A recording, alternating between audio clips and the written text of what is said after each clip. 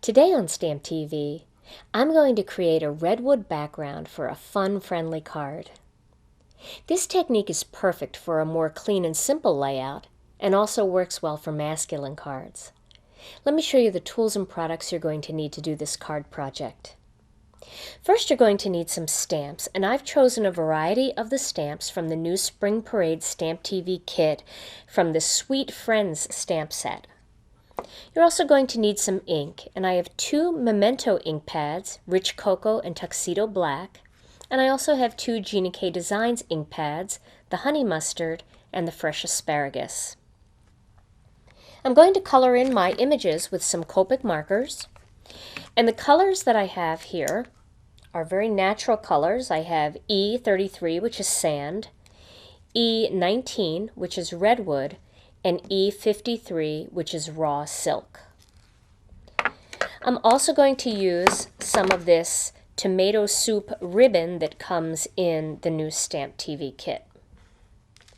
Along with that, I've got some cardstock. I have some white, some black onyx, and some of the tomato soup, and you can see how nicely that coordinates together. Then you're going to need the Bow Easy or some kind of bow tying tool. I really like the Bow Easy because it's got all these little sections to make really tiny bows, and that's what I'm going to make for you today. And you're going to need some 1/4 inch pop dots. Now, to do the wood planks, we're going to use the Score Buddy, and that is the small version of the Score Pal, and that's where I'm going to begin.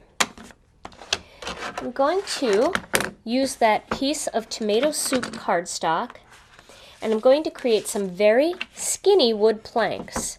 Now, you can create different size planks depending on what look you're going for, but because this is a more delicate card, I want to use thinner wood planks, so I'm going to do them on the 1/4 of an inch. What I have here is a piece of cardstock that is cut 5 inches by 3 3/4 inches.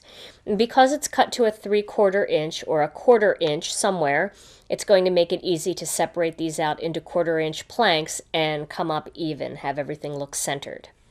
So I'm going to start by scoring those lines, and I'm just moving this tool down every 1/4 of an inch. And once I get down to where it's getting close to this side here, it makes it a little bit more difficult for me to hold on to the cardstock. So what I like to do is I just like to flip the cardstock over, and I'm still making 1/4 inch lines, and I can just finish them off right up here, like that. So now I've got all of those score lines, and you can see that on this side the lines are sticking out so you can feel them, and in this side the lines are recessed. Now I'm going to use this side of the cardstock because I want there to be a difference. I want the dip in between the planks of wood. I don't want the planks of wood to actually be raised, or the lines in between. I want them to dip in. Now I'm going to use a color that I didn't even think would look that great, but that's what's really fun about wood graining, is you can just grab different colors and mix them together and see what comes out. So I tried using the honey mustard on the tomato soup. I didn't think it would be dark enough, but it really looks great. So I'm going to do some of that now. I'm going to turn my scrap paper here. All right, and just run that down. And you can see now that the lines are starting to appear, and this honey mustard is making a really nice aged look to those stripes and turning them into really neat little planks of wood. Almost like a redwood barn would look if it's aged a bit. So there we go. There is that background. It's really super easy to make, and it really is a nice look. So I'm going to put that background piece onto some black onyx, and I'm going to do that with a little bit of adhesive.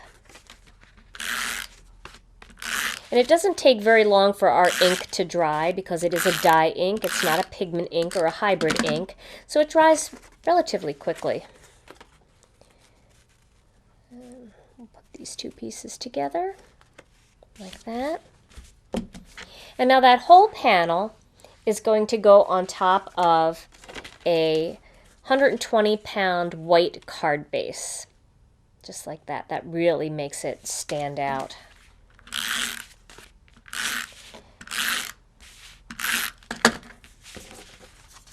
And now this panel will be ready for my focal image, which I'm going to do next.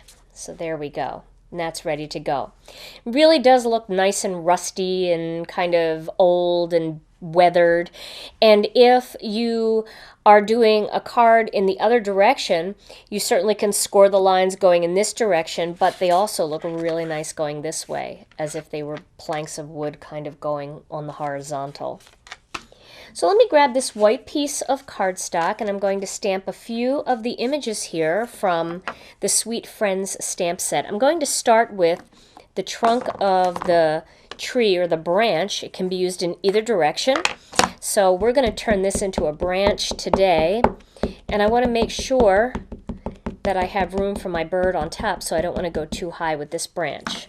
So now I have some of the rich cocoa ink on there, and I'm going to place that just about there. I also want to leave room for my leaves, which I'm going to do next.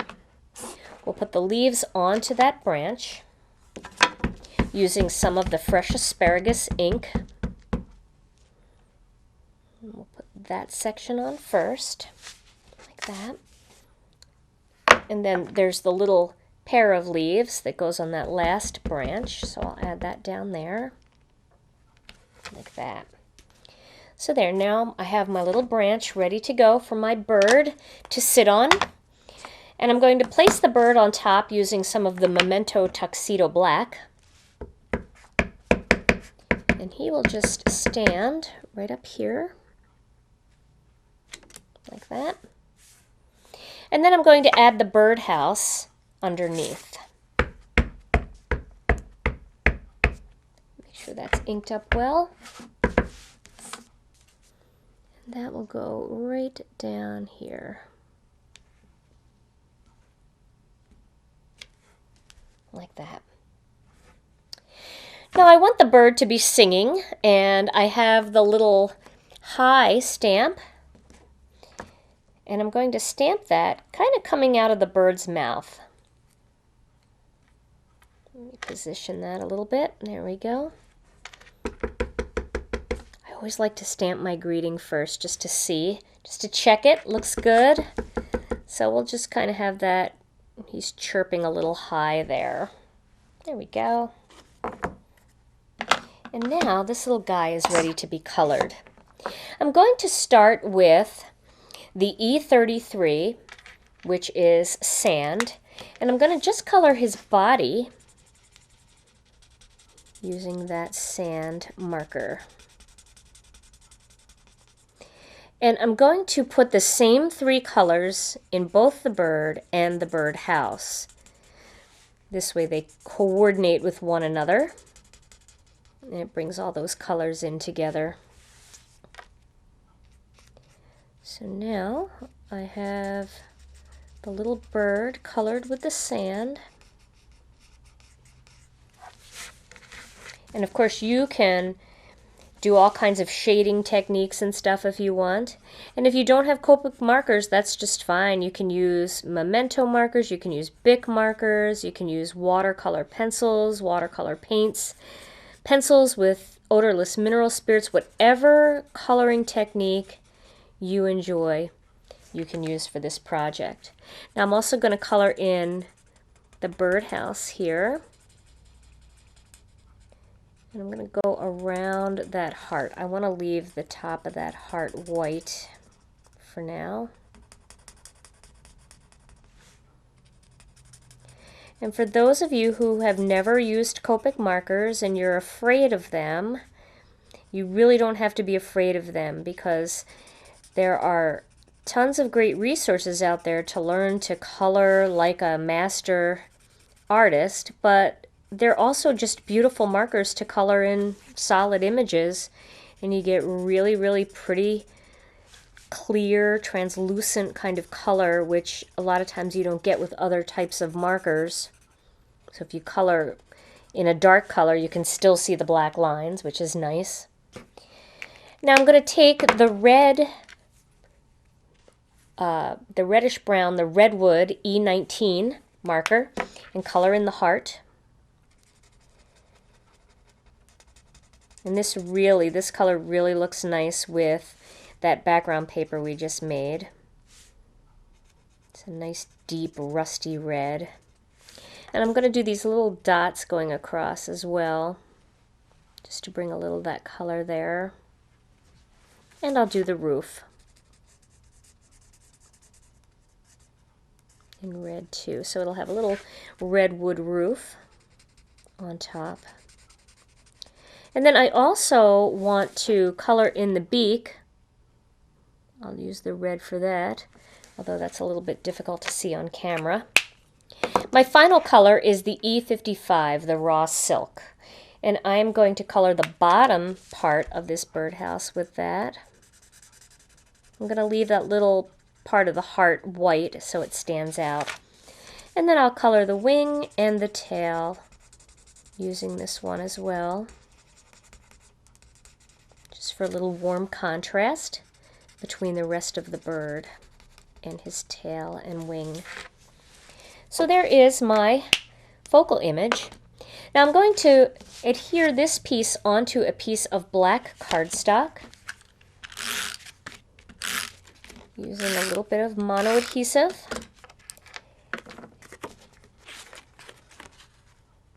And position that. And now I want to make a little bow. So I'm going to use some of that tomato soup ribbon, and I have the Bow Easy, but I want this to be a tiny bow, so I'm going to use that tiny little panel from this side. And I'm going to start. Now I have a kind of a long piece. I'm not going to waste too much of it, but it is good to have enough. You don't want to get to the end and then not be able to pull it through. So you'll cut off the excess and you'll be able to use that for another card project. But if you've never used the Bow Easy or you haven't seen any of my other videos with the Bow Easy, what you want to do is you want to wrap, you want to have the tail hanging out this way, and you want to wrap around this panel twice, because I'm going to do a double looped bow. If you only want a single loop bow, just wrap once. And then you're going to hold on to that with this thumb, and in the meantime, you're going to feed this piece through. You know what? I'm going to trim this. Boy. I'm going to trim that on an angle, because when it's to a point, it's a lot easier to feed through. So I'm going to feed that through that little hole there, and then press on it and grab it from the other side. Okay, and then I'm going to straighten it out a little bit like that. Now I have a loop up there. This tail end is going to go through that loop, and I'm going to pull straight up in between the two little panels there like that. See how I did that? And I'm going to hold on to it and pull nice and tight, and that'll tighten up that bow. And then I'm going to pull on this side too, because I want those tails to go down like that. See that? And now I'm going to cut them short. One there, and I'm going to go across and cut one there. And now I'm going to pull that whole thing off, and I have this cute little double looped bow. See that? Now I want to spread those loops out. Sometimes they're so tight they're hard to get out, so you can slip your scissors inside to kind of pull them apart and help grab one of the bows and pull them apart a little bit so that you can see both loops. There we go. So there's that little bow. Now I want to use a glue dot, and I'm not sure if I showed you that in the beginning, but the glue dots are really nice to work with. They will stick things like bows and even some heavier embellishments right to your project without having to poke a hole through or tie around anything. So I'm going to get that glue dot onto that bow and then position the bow where I want it, which is right on top of the birdhouse. on that little chain that's hanging down, or little rope. And then I'm going to cut those tails even a little bit smaller.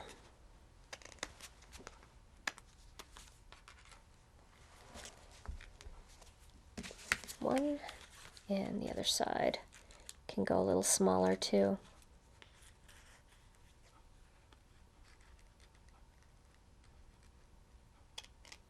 There we go. And then this whole panel is going to go on top of that card base that I made, and I'm going to adhere that on with the 1/4 inch pop dots. So I'll put one in each corner.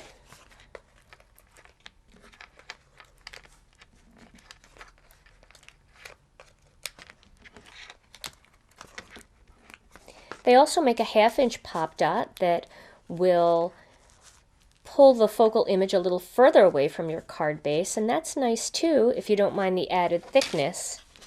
But if you're mailing something or you already have a puffy embellishment on the front like I do here with this bow, you may want to just use the 1/4 inch pop dots just so you get a smaller amount of lift. So there is my finished card project. Try different combinations of cardstock and ink pads to create faux wood planks in different colors, such as mixing light blue cardstock with gray ink to create the look of colonial blue wood.